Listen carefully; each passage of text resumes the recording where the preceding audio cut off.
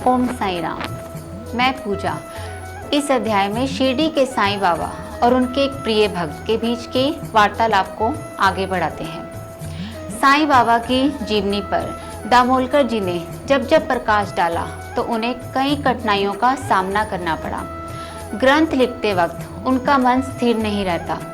उन्होंने अपने मन को बहुत समझाया, किंतु उनका मन स्थिर नहीं रह पा रहा था। फिर दामोलकर जी ने सोचा कि क्यों ना साईं बाबा से जाकर ही मिलूं, कुछ तो मन को शांति होगी। लेकिन हमारे साईं बाबा तो सर्वज्ञ जानी जान है। उन्होंने हेमान जी की आंखों में देखकर पहले ही उनकी भावनाओं को जान लिया। इसलिए साईं बाबा ने हेमान जी को इशारे में कह दिया, तुम अपना मन स्थिर रखो, मेरे कर्तव्यों का पालन करो।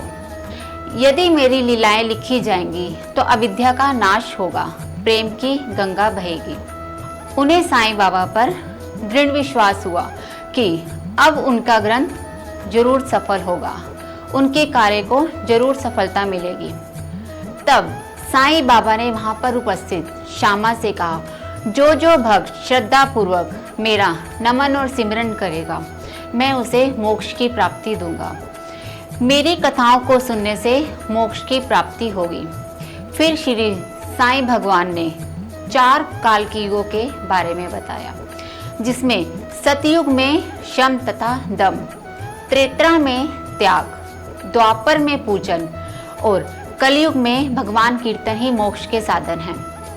यही 4 साधन लोगों के लिए साध्य हैं, बाकी अन्य साधन कठिन हैं।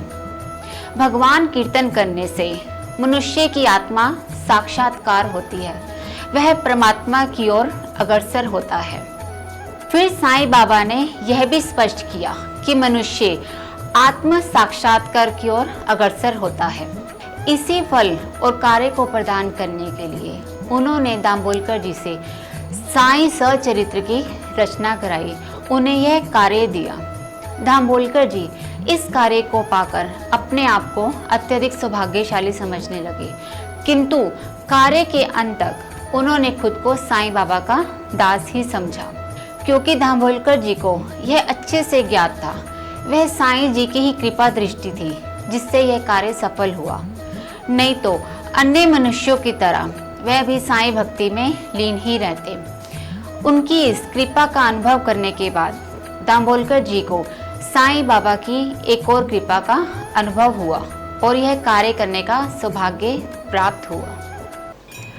ओम श्री अनंत कोटि ब्राह्मण नायक राजाधिराज योगी राज पर ब्रह्मा श्री सच्चिदानंद सद्गुरु साईनाथ महाराज की जय। सबका मालिक एक। ओम साई राम।